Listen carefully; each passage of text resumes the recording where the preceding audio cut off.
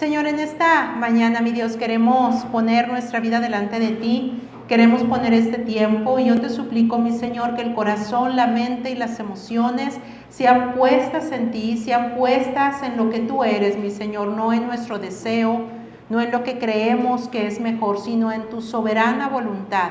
Que el tema de este día, Señor, caiga en tierra fértil en el corazón y que lo que escuchemos, más que acumularlo como conocimiento, sea aplicable para nuestra vida diaria, sea aplicable en mi casa, en mi trabajo, en mis relaciones diarias, en mi carácter, en mis decisiones.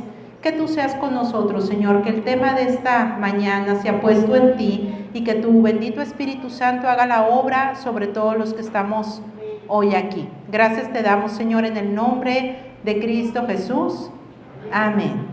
Bueno, pues vamos a iniciar en esta mañana y te voy a pedir que me acompañes a Marcos. Vamos a leer la lectura especial de esta mañana. Te invito a que vayas a Marcos 1.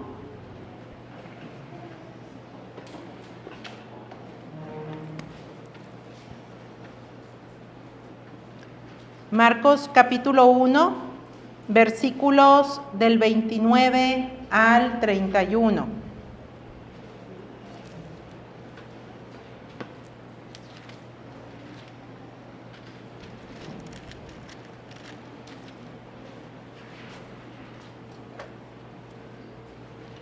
Marcos 1, capítulo 1, versículos del 29 al 31. ¿Ya lo tenemos? Marcos 1, versículos del 29 al 31. Y vamos a leerlo. Y dice la palabra del Señor: al salir de la sinagoga, vinieron a casa de Simón y Andrés con Jacobo y Juan. Y la suegra de Simón estaba acostada con fiebre, y enseguida le hablaron de ella. Entonces él se acercó y la tomó de la mano y la levantó, e inmediatamente le dejó la fiebre y ella les servía. Estamos hablando de Simón. Simón es Pedro, nada más que aquí lo manejan como Simón, pero Simón es Pedro, el discípulo de Jesucristo. Y estamos hablando de la suegra de Pedro, y estamos hablando de Jesús. Aquí hay tres personajes: Pedro, su suegra y Jesús. Vamos a hablar de ellos. Y por lo que acabamos de leer, en el contexto que acabamos de leer, la suegra de Pedro estaba enferma y dice que tenía fiebre, y en otro evangelio dice que era una fiebre muy alta. O sea, la suegra estaba mal. Y yo creo que cuando nosotros nos hemos enfermado, ya sea de una fiebre normal, no sé, a los que nos llegó a dar COVID, las fiebres que daban, todo esto, la fiebre te incapacita, te paraliza, la fiebre no te deja hacer muchas cosas, te tumba por completo. Una fiebre es algo complicado de manejar cuando es una fiebre tan alta. Y bueno, el pecado también nos paraliza como lo hace una fiebre. Y en esta mañana, en esta tarde, queremos relacionar esa fiebre natural con las consecuencias que el pecado en nuestra vida puede generar. También el pecado nos paraliza. ¿Cómo nos va a paralizar el pecado? Cuando hacemos algo que no es correcto delante de Dios, cuando violamos su ley, cuando violamos los mandamientos, cuando hacemos lo contrario a lo que la Biblia dice, entonces viene una enfermedad espiritual sobre nosotros, y eso también nos incapacita y nos provoca una fiebre, síntomas muy parecidos a una fiebre sin que nos demos cuenta, obviamente. Pero eso también nos incapacita, nos detiene, nos imposibilita como lo hace una enfermedad. Y bueno, también tenemos que dejar claro que no toda enfermedad física que podamos padecer es consecuencia de un pecado. Porque hay lugares, hay iglesias que manejan mucho esto y como que ocasionan mucha condenación sobre la gente. Si tienes una enfermedad, y más si es una enfermedad degenerativa o una enfermedad ya que no se va a quitar, te dicen es que algún pecado tienes. No toda enfermedad que podemos padecer tiene que ser producto de un pecado, sino que también Dios puede utilizar situaciones difíciles en nuestra vida para que Dios sea glorificado, para ver lo que Dios quiere hacer en la vida, para ver qué tanto Dios va a transformar cada vida. Por ejemplo, el día de hoy no pudo estar aquí, no sabemos si llegó Leti, andaba de viaje, pero yo les aseguro que lo que ha pasado Leti en su enfermedad ha cambiado su punto de vista, ha cambiado su forma de ver la vida, ha cambiado todo en ella, su aspiración, sus anhelos, sus deseos. Y una enfermedad también Dios la puede usar para que Él sea glorificado y para que un propósito perfecto sea hecho en la persona que lo vive y en sus familias. Entonces Dios también puede usar de una forma enorme una situación de enfermedad por la que pasemos.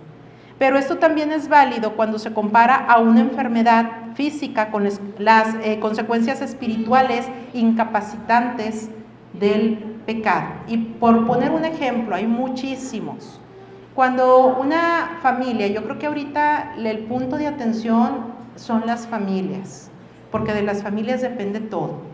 La actitud de un niño, la actitud de un joven, sus decisiones, sus pasos, tiene mucho que ver con la estabilidad familiar y tiene mucho que ver con la formación que también hay en casa. Y bueno, ¿qué situaciones de pecado nos pueden paralizar? Por ejemplo, poniendo un ejemplo de muchos, cuando hay una adicción en la casa, cuando hay algún familiar, puede ser un hijo, el padre, no sabemos, cualquier familiar en casa que tiene una adicción, ese problema de adicción va a paralizar muchas situaciones en casa. Va a generar conflictos, va a generar angustias, va a generar llantos, va a generar tal vez situaciones económicas difíciles, va a generar robos entre la propia familia para poder seguir manteniendo su adicción y va a traer un desquebrajamiento de la unidad familiar. Entonces, el pecado paraliza, el pecado imposibilita. Y podemos citar muchos tipos de pecados, y todos los pecados van a traer una parálisis, van a traer una incapacidad, va a traer una consecuencia muy difícil sobre la persona y sobre los que le rodean, porque es como un enfermo. El enfermo no se va a limitar a que la enfermedad nada más le afecte a él. No podemos decir, no, pues yo estoy enfermo y solo me afecto yo. No, también se afecta a tu esposo, también se afectan tus hijos. Yo no sé, ¿verdad?, cómo se ha de haber sentido la familia de Leti cuando le diagnosticaron ese cáncer. ¿Qué pensaron sus hijos? ¿Qué sintió su esposo? O sea, una enfermedad afecta a toda la familia y así también lo hace el pecado. Y bueno, hablando de la cita que leímos en Marcos 1, yo te quiero pedir que vayamos solo al versículo 30. Solamente vamos a ir a Marcos 1:30. Y dice Marcos 1:30, y la suegra de Simón estaba acostada con fiebre y enseguida le hablaron de ella. ¿A quién le hablaron? A Jesús. A Jesús le dijeron, oye Jesús, está muy enferma la suegra de Pedro. Y aquí hay que distinguir ciertas cosas de este pasaje y alguna pregunta o muchas nos podemos hacer, pero la primera sería, ¿cómo sería la relación de Pedro con su suegra? ¿Cómo sería una relación familiar de Pedro con su suegra? Sabemos que hoy por hoy está muy denostado, está muy mal visto, está muy negativo y hasta hacen chistes y bromas muy recurrentes de la relación de la suegra con los yernos o con las nueras. Pero ¿cómo sería aquí la relación de Pedro con su suegra? Ya que él se preocupaba, ya que él vivía en la casa de Pedro. Entonces, Pedro era casado. Y eso lo tenemos que tener muy claro, contrariamente a lo que el catolicismo enseña sobre Pedro. Pedro era casado, Pedro tenía esposa, Pedro tenía familia y Pedro tenía una suegra. Y bueno, enseguida a Jesús van y le hablan de la suegra de Pedro y le dicen que está enferma. ¿Y qué refleja esto? Primero, refleja una vida matrimonial agradable a Dios. Si Pedro tuvo la sensatez, el cuidado y la misericordia de aceptar a su suegra en su casa, esto habla de una buena armonía familiar. Refleja también aprecio por su suegra, que Pedro estimaba a su suegra, porque pudiera ser que Pedro le hubiera dicho a su esposa, es un suponer, pues me cae bien tu mami, pero ella ya en su casita la vamos, la vemos, la cuidamos, pero allá. No, él aceptó que la suegra viviera en casa de Pedro. Y la atendían, la cuidaban y se preocupaban por ella. Refleja también una buena relación con su esposa, y esto hay que señalarlo. Al preocuparse por la madre de ella, es porque ama y cuida a su esposa, y es porque también está honrando a su esposa. El cuidado y la preocupación de Pedro hacia su suegra refleja un amor hacia su esposa, refleja una honra hacia su esposa. Y bueno, señalamos esto porque hoy por hoy es muy atacado la familia. La familia está en un constante ataque por parte del enemigo, y son familias estables, buenas, las que el diablo quiere destruir, sobre las que el diablo va. Y en este tiempo están siendo muy atacadas las familias y se quieren destruir bajo la falacia de libertad, diversidad y tolerancia. Todas estas cositas y estas palabritas te las meten en pro a la familia o en pro a la libertad personal. Pero sabemos que todo esto al final tiene un propósito maligno. Y hablando de esto, no lo puse aquí, pero ahorita que el pastor leyó al inicio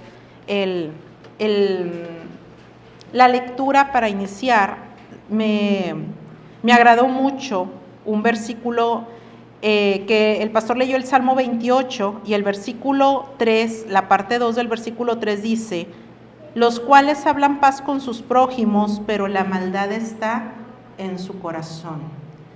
Todas estas personas que están teniendo propósitos malignos contra la familia, contra los niños, contra el matrimonio, contra lo que Dios establece, ellos crean una falacia de paz, de tranquilidad, de yo lo hago por el bien, yo lo hago porque tú goces tu libertad. Pero fíjate lo que dice: hablan paz con sus prójimos, pero la maldad está en su corazón.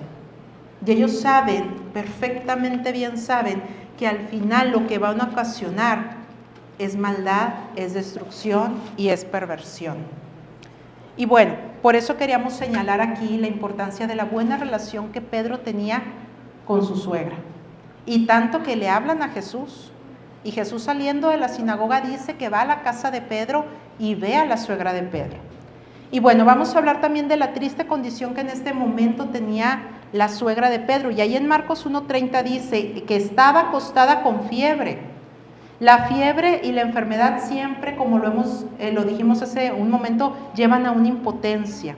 Y en Lucas, no es necesario que lo busques, pero en Lucas 4:38 dice: aquejada de una fiebre muy alta. O sea, la suegra estaba padeciendo una fiebre muy alta. Y bueno, la suegra de Pedro era totalmente incapaz de hacer algo, estaba postrada, estaba tal vez delicada. No viene la especificación de lo que ella padecía, pero solamente nos deja ver que tenía una fiebre muy alta que le incapacitaba.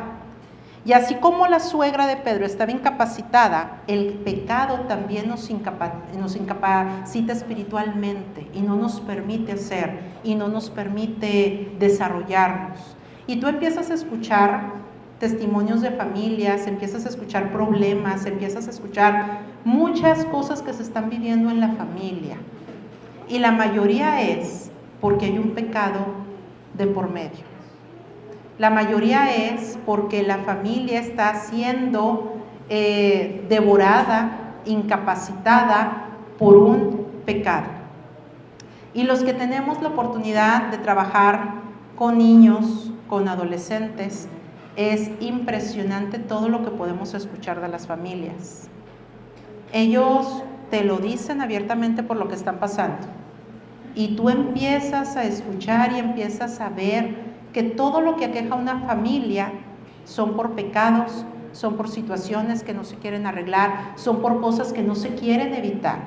Entonces, esto trae mucha destrucción a las familias y no nos damos cuenta que los más perjudicados siempre van a ser los niños. Y voy a dar un ejemplo muy cortito. Obviamente no voy a decir nombres, pero a mí me pudo mucho este caso que viví, que lo escuché de unas niñas, y eran unas niñas que eran muy amiguitas, y ellas siempre andaban juntas y muy amigas y bla, bla, bla. De repente una llega llorando un día y que la otra muchachita ya no le quería hablar, que ya no se querían juntar y que había problemas en la casa. Hasta ahí se quedó el asunto, ¿verdad? Después, con el tiempo, una de ellas expresó porque ella todos los días llegaba llorando. Ella desde que llegaba a la escuela, llegaba en un llanto. Ella entraba a la escuela y empezaba a llorar, ya llorar, ya llorar. Y una maestra se acerca, una maestra que le tenía mucha confianza a la niña, se acerca y le empieza a preguntar qué se siente bien, qué te está pasando, porque no es normal que un niño esté de esta manera en la escuela. Y ella empieza a decir, es que mi compañerita ya no me quiere hablar y ya no me va a hablar. Ah, ok, ¿y eso te aqueja mucho? Sí, sí me aqueja mucho. Bueno, pues trata de hablarlo con ella, traten de relacionarse nuevamente, y ella dice, es que no, va a ser imposible. ¿Por qué va a ser imposible? Bueno, pues es que descubrimos que mi abuelito tiene una relación con su mamá y ya toda la familia se enteró, y las dos familias ahorita están en un pleito muy grande. Y cada papá, o sea, los papás de ella tuvieron que hablar con ella, mis papás tuvieron que hablar conmigo, y pues me siento muy mal. Y la situación nunca se arregló, las familias siguen pero peleadas a morir. Pero los más afectados, esa niña yo ya no la volví a ver como antes era. Hasta la fecha sigue triste, sigue que no se siente a gusto, y no nos damos cuenta cuando un pecado llega a afectar tanto a nuestra familia. Y a veces esos pecados no son removidos, no nos arrepentimos, no lo reconocemos y continuamos. Y todo lo que se afecta, un error, todo lo que trajo sobre los hijos y sobre los nietos. Y los errores arrastran, y los errores muelen como muele una enfermedad. Y así como el enfermo va a atosigar su propio cuerpo, pero también va a mortificar a su familia, también un pecado atosiga tu propio espíritu y mortifica a tu familia. Va a ser imposible que un pecado se quede oculto, encerrado sobre la propia persona. Entonces tenemos que poner mucha atención a esto. Y así como la suegra de Pedro estaba incapacitada, cuando violamos la ley de Dios, abrimos la puerta a un tipo de incapacidad más grande que la enfermedad física. Y aquí quiero hacer me quiero detener un poquito aquí. Hay personas que ya no saben incluso en qué estoy fallándole a Dios, en qué estoy violando la ley de Dios. ¿Y por qué no lo sabemos? Porque la gente cada vez quiere saber menos de Dios. Tú le preguntas a mucha gente ahorita en la actualidad, ¿alguna vez has leído la Biblia? No. ¿Vas a la iglesia? No, pero soy católica. ¿Vas los domingos? No. ¿Tomas la comunión? No. No hacen los sacramentos que su propia religión les pide, pero se dicen practicantes de una religión, pero no conocen la Biblia, no conocen Dios que me aconseja, Dios que me dice, Dios que me alerta, porque la Biblia está llena de consejos, de alertas, de no hagas esto porque va a suceder esto.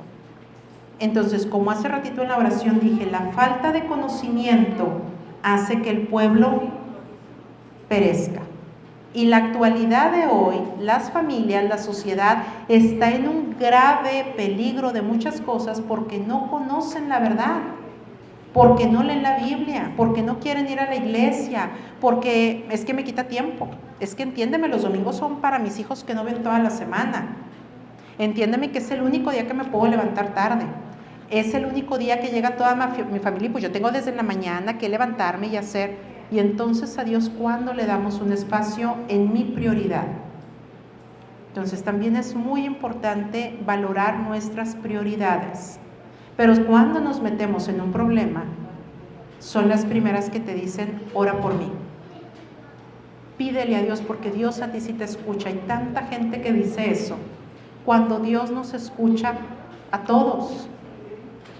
Y Jesucristo es el sumo sacerdote que vino, que se tomó ese gran sacrificio de la cruz para darnos la libertad a todos, para que el Espíritu Santo estuviera en todos y para que todos pudiéramos libremente orar, interceder y pedirle al Padre por mí, por mi familia y por lo que me aqueja.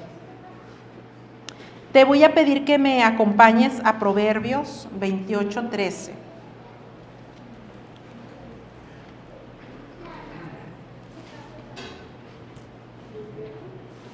Proverbios 28:13. Proverbios 28:3, está despuesito de Salmos. Proverbios capítulo 28, versículo 13. 28:13. ¿Ya lo tenemos? Fíjate lo interesante de este versículo. Dice: el que encubre sus pecados no prosperará, mas el que los confiesa y se aparta alcanzará misericordia. Fíjate las palabras claves: encubrir, confesar, pero también dice apartar. ¿Y por qué hay algunas religiones donde las cosas no cambian? Porque sí, ven y toma el sacramento de la confesión. Ya me confesé, ya hice lo que ellos me dijeron que tenía que hacer, rezar lo que ellos me dijeron que tenía que rezar, salgo de la iglesia y todo sigue exactamente igual. Y aquí dice: mas el que los confiesa y se aparta alcanzará misericordia. Es como la mujer adúltera cuando la iban a apedrear y llega Jesús y le dice: vete y no peques más. Entonces tenemos que reconocer, tenemos que apartarnos y tenemos que tratar de hacer la voluntad de Dios. Y dice que solo de esta manera alcanzaremos misericordia. Y bueno, para cuando ya estamos en una situación complicada, cuando ya sabemos que en nuestra familia hay un pecado, que hay una situación difícil, fíjate lo importante que ahora vamos a ver también en Marcos 1:30. Vete a Marcos 1:30 si puedes, ahí otra vez. Y en el verso 30 viene una frase que dice: y enseguida le hablaron de ella.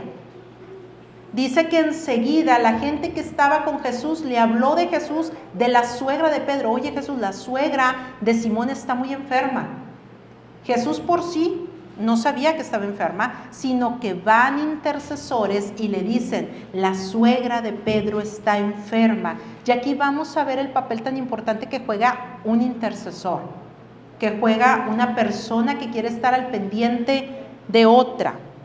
Y una pregunta que te quiero hacer: ¿cuánto intercedemos a Dios por los demás? Y tenemos que tener claro que es interceder, porque una cosa, podemos orar, podemos suplicar, podemos interceder. ¿Qué es interceder? Interceder es hablar a favor de alguien para conseguirle un bien o para librarle de un mal.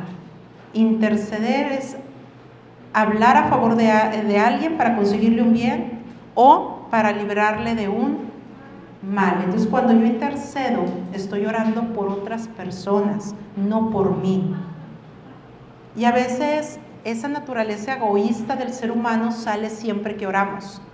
Cuando nos disponemos a orar, tratamos de siempre orar por mí, por mi familia, por mi trabajo, por mi economía, para que me cuide, y se nos sale mucha letanía, pero solo es de nosotros. Pero ¿cuánta de nuestra oración la invertimos en interceder? En orar por la iglesia, en orar por las familias de la iglesia, en orar por mi familia que no conoce a Cristo y lo necesita, en orar por mis amistades, interceder por otros. Te invito a que me acompañes a Marcos, ahí mismo en Marcos capítulo 2. Versículos 3 y 4. Marcos capítulo 2, versículos 3 y 4. Y es un ejemplo también muy bonito de intercesores, de gente que se dispone a ayudar a otros. Y dice: entonces vinieron a él unos trayendo un paralítico que era cargado por 4. Y como no podían acercarse a él a causa de la multitud, descubrieron el techo de donde estaba y, haciendo una apertura, bajaron el lecho en que yacía el paralítico. Este pasaje habla cuando Jesús estaba en un lugar cerrado y era tanta gente la que iba por milagros, que eran 4 amigos que llevaban a un amigo de ellos que estaba completamente paralítico y no podían pasar con la camilla del paralítico por la cantidad de gente. ¿Qué hicieron ellos? Subieron al techo, abrieron el techo y bajaron a su amigo por el techo, para que su amigo pudiera llegar a Jesús. Y Jesús le sanó. Y esta es un ejemplo de lo importante que es la labor del intercesor, de estar siempre intercediendo por nuestra familia, por los nuestros, y no perder la esperanza, porque a veces la situación sí nos agobia y sí llega el momento en que podemos pensar, ¿para qué sigo orando si no pasa nada? ¿Para qué sigo intercediendo si al contrario hasta se pone peor? Tenemos que seguir confiando en que las cosas van a mejorar, en que Dios llega a tiempo. Es también como el pasaje del hijo pródigo, el hijo que se fue, que pidió su herencia y se fue y la desechó. El padre lo recibe con todo el amor, con todo el gozo. El padre nunca perdió la esperanza de que su hijo iba a volver, y posiblemente él sabía en la situación que ya su hijo andaba. Y así debemos de ser nosotros, interceder y orar sin perder la esperanza de que un día nuestra familia va a llegar a Cristo, de que nuestra familia va a salir de sus problemas, de que por lo que estamos orando va a ser solucionado según la voluntad perfecta de Dios. Entonces es muy importante el papel de un intercesor. Y bueno, ¿por qué vamos a interceder? Podemos interceder por muchas cosas. Si vemos la triste situación en la que está ahorita el mundo, la política, las leyes, la sociedad, todo lo que vemos ahorita, la inseguridad, está muy fuerte ahorita la inseguridad también, y hay mucha gente, muchos conocidos, muchos amigos, muchas familiares que están enfermos, están como en este caso de la suegra de Pedro, están con fiebre, incapacitados de hacer algo espiritualmente. Y por ellos debemos de estimularnos a estar en constante oración delante del trono de justicia, donde dice la palabra que encontraremos oportuno socorro. ¿Y qué es oportuno? Exacto, no es antes ni después, es en el preciso momento, el preciso lugar, la presencia de Dios. Te invito a que me acompañes ahora a Efesios 6:8.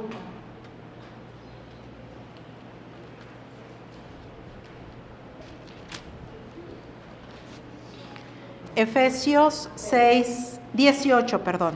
Efesios 6:18. Efesios 6, versículo 18.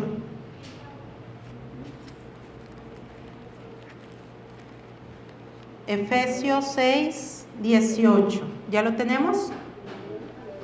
Efesios 6, 18. Está después de Corintios, de Romanos, Corintios, Gálatas. Efesios 6, 18, y dice: orando en todo tiempo, con toda oración y súplica en el Espíritu, y velando en ello con toda perseverancia y súplica por todos los santos. ¿Cuándo dice que debemos de orar? En todo tiempo. No dice solo cuando hay problemas, cuando hay necesidad, dice orando en todo tiempo con toda oración y súplica. Y súplica es una devoción que va más allá. Dice velando con toda perseverancia. Aquí hay palabras muy claves: oración, súplica y perseverancia. Y muchas veces en lo que más batallamos es en la perseverancia. Si arregla el problema, ya dejó de orar. O como cuando nos da el médico un tratamiento, que tenemos una infección de garganta, de oídos. Es que ya se me quitó, ya no me lo acabo. Pero te debes de acabar el tratamiento hasta que se acabe. Y dejamos de ser perseverantes. Y en la oración dice que tenemos que ser perseverantes. ¿Y por qué vamos a orar o cómo vamos a orar? Públicamente, privado, en secreto, en lo social como en la iglesia, o en lo solitario, en nuestra casa. Hay muchas formas de orar, hay muchas formas de interceder, hay muchas formas de suplicar. ¿Y cuál es de las mejores formas de hacerlo? Cuando estamos orando, cuando estamos suplicando, cuando estamos intercediendo, es importante dar gracias en todo primero. Dice que en todo demos gracias. Confesando pecados, es importante reconocer mi situación, es importante reconocer mi condición, pidiendo misericordia, dando nuevamente gracias a Dios por favores recibidos y sobre todo confiando en su soberanía. Porque las cosas se van a hacer no cuando yo quiero, como yo quiero, se va a hacer en el tiempo de Dios y según las formas de Dios. Y bueno, vamos a regresar a Marcos 1:31 y vamos a ver cómo se liberó la suegra de Pedro de esto que la aquejaba. Y en Marcos 1:31 viene una parte donde dice, tomándola de la mano, la levantó. Dice, tomándola de la mano, la levantó y luego la dejó la fiebre. Dice que Jesús, ¿qué tomó? Su mano. Dice que Jesús tomó la mano de la suegra de Pedro y la levantó. Y dice que la fiebre la dejó. Dice, hubo un contacto personal con Cristo. Fíjate bien, aquí tuvo que, no nada más llegó Cristo a la casa y la fiebre la dejó, no. Llegó Cristo, toma su mano, tiene contacto con la suegra de Pedro y la levanta. Y entonces la fiebre se va. En otros pasajes dice que él reprende la fiebre y la fiebre se va. Dice que él la tomó de la mano y me pregunto, ¿a quién le permitimos que nos tome de la mano? A alguien con el que tenemos cercanía, a alguien a quien le tenemos confianza, a alguien con que tengo ya una relación fraternal. A esa persona le voy a permitir que me tome la mano. No te subes al camión y le agarras la mano al chofer, ni a la cajera cuando te está cobrando, ni al que lava los carros. O sea, no le vas a tomar la mano a cualquiera, le vas a tomar la mano a quien tú le tienes cercanía y confianza. Y con aquel que hemos construido una relación cercana, de confianza, de armonía. Y este es el tipo de relación que Cristo quiere hacer contigo y conmigo y con todos. Una relación cercana, no una relación de lejitos. Y aquí es importante ver eso, porque Jesús no solo llegó y de lejos la vio, no, se acercó, tuvo contacto con ella y la levantó.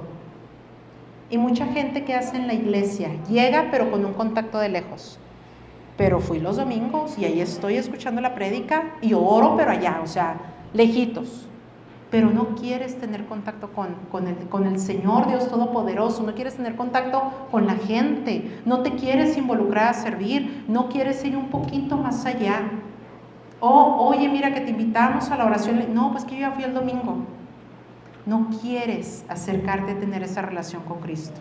Entonces, tenemos que acercarnos confiadamente al trono de gracia, al trono de justicia, y donde encontraremos oportuno socorro, pero para acercarme, pues tengo que tener una confianza, una relación, una cercanía con Dios.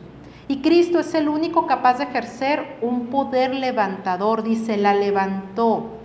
Y es importante entender el propósito de la oración, porque mucha gente, ayer hablábamos Luis y yo, de que escuchamos a una persona en una situación que tenía, y es impresionante cómo la gente tiene el concepto de Dios del maguito de la lámpara.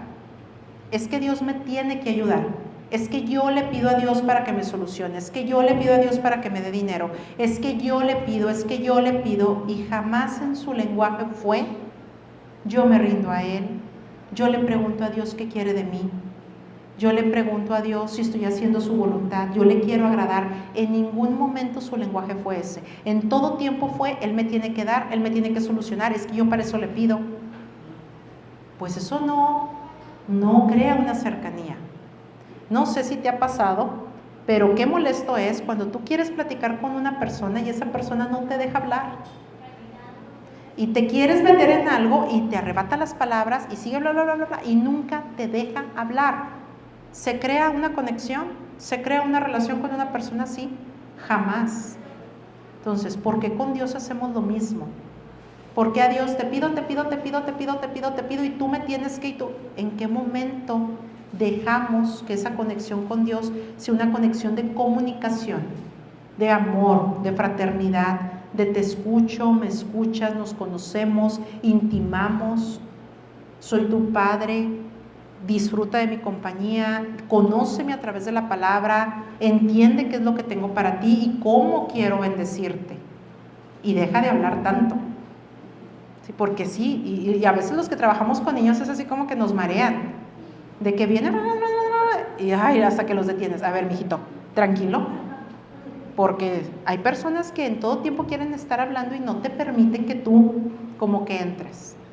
Entonces, con Dios también tenemos que tener ese espacio de tratar de entender que para crear una relación con Cristo, no solo voy a hablar yo, no solo voy a pedirle yo, voy a buscar su presencia, voy a buscar su compañía. Si Él es mi amado, yo le quiero conocer y yo quiero saber cómo es ese amado, yo me quiero relacionar con Él, pero si nunca le permito conocerle, pues va a ser muy complicado. Te invito a que vayamos a Hebreos 7:25.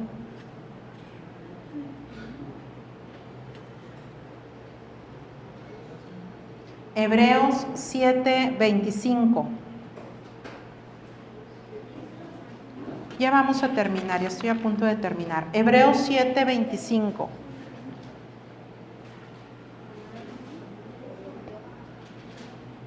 Y este pasaje va a hablar de Jesús. Hebreos 7:25. ¿Ya lo tenemos?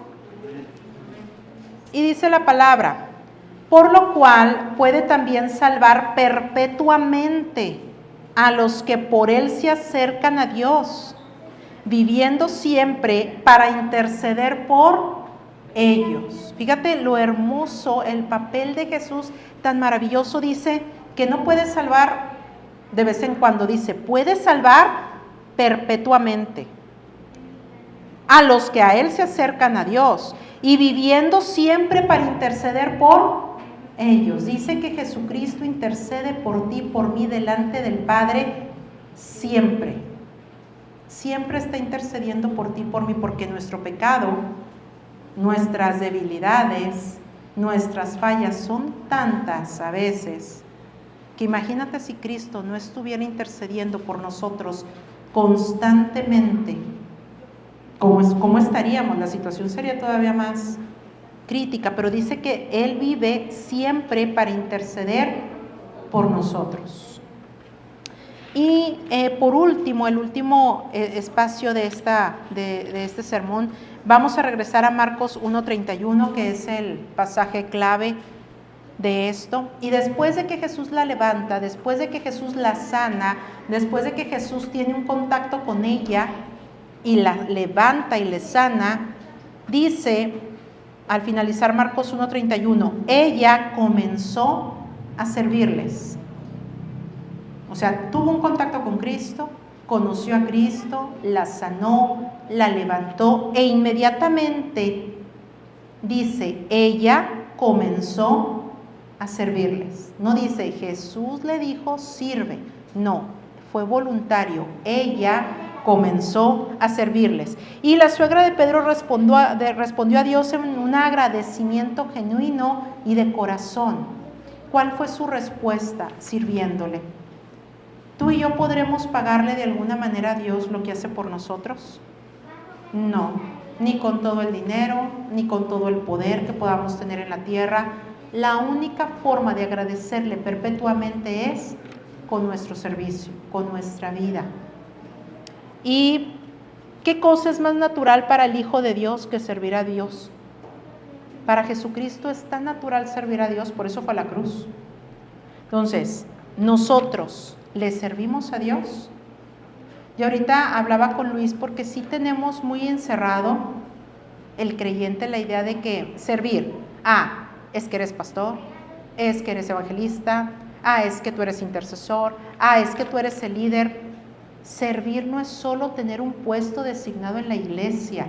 Servir es, número uno, hacer la voluntad de Dios, agradar el corazón de Dios, orar por otros, evangelizarle a otros, hablarle a la familia y a nuestros amigos de Cristo, orar por las demás personas, hacer el bien, apoyar en lo que podamos en la iglesia.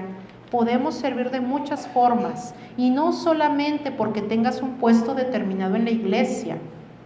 Haciendo el bien estamos sirviendo a Dios. Y aquí esa capacidad de servicio debe de ser como la suegra de Pedro, de corazón, genuina y voluntariamente. Y algo bien interesante, o es una pregunta importante porque sí existe, ¿hay en nuestro corazón el deseo genuino de servir a Dios o es una idea que nos provoca evasión? Y hay mucha gente que va de servir a Dios, porque lo que inmediatamente te dicen es que no me quiero comprometer. ¿Comprometer con quién? ¿Comprometer de qué? No, es que pues si me comprometo, pues ya no puedo dejar de faltar. Cuando estar en la casa de Dios debería de ser un deleite, no por compromiso.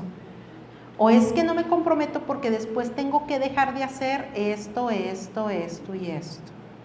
Y no entendemos que conforme conozcamos a Dios, el Espíritu Santo es el que nos lleva a toda verdad y a toda justicia, y el que nos va a convencer de pecado. Y el Espíritu Santo es el que nos va a decir, basta de esto, no una persona. Pero a veces tenemos evasión de servir a Dios. Entonces, es importante preguntarnos si en nosotros hay evasión o genuinamente anhelamos servir a Dios.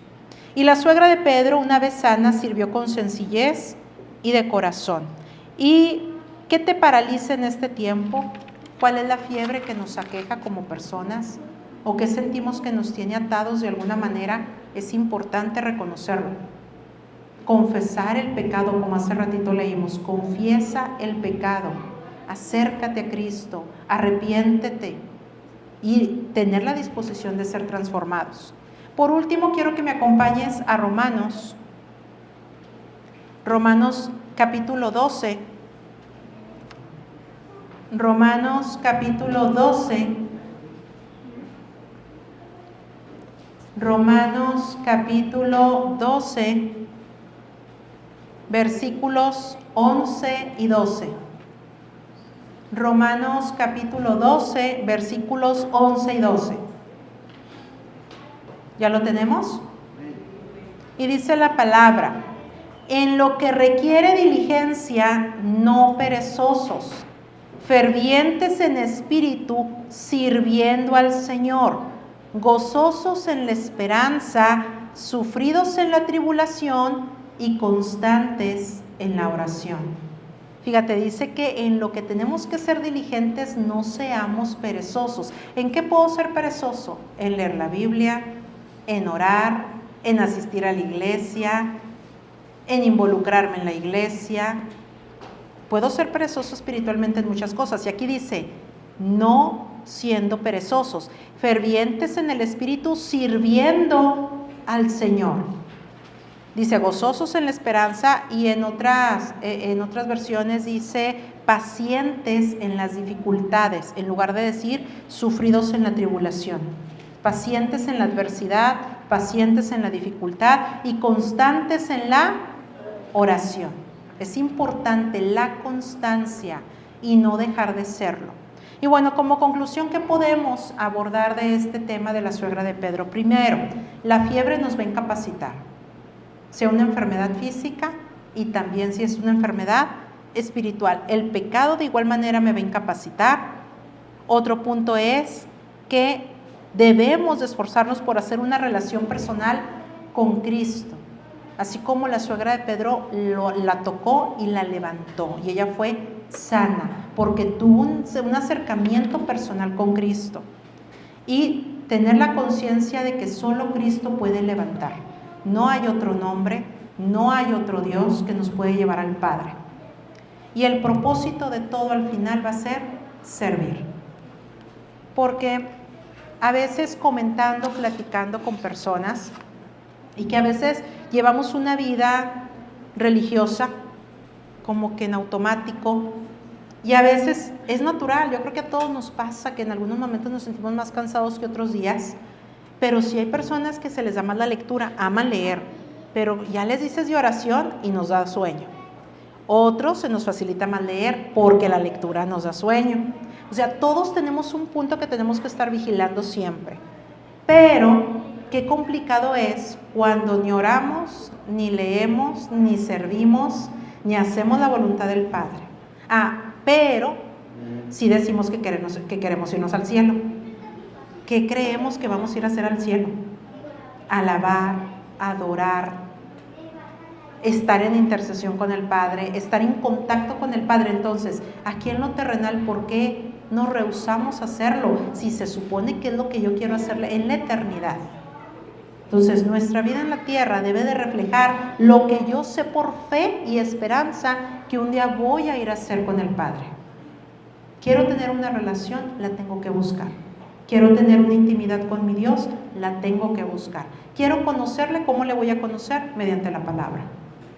¿Cómo me voy a comunicar con Él? Mediante la intercesión, mediante la súplica, mediante la oración. ¿Y cómo le voy a agradecer a Dios tanto favor? Sirviendo. Entonces, que en esta tarde el Señor haya hablado a nuestro corazón y que podamos tomar el papel de la suegra de Pedro, tener contacto con Cristo, reconocer mi enfermedad y lo que me incapacita, buscar a Cristo y que Él tome mi mano y me levante y que por consecuencia yo le sirva. Vamos a orar en esta tarde para concluir.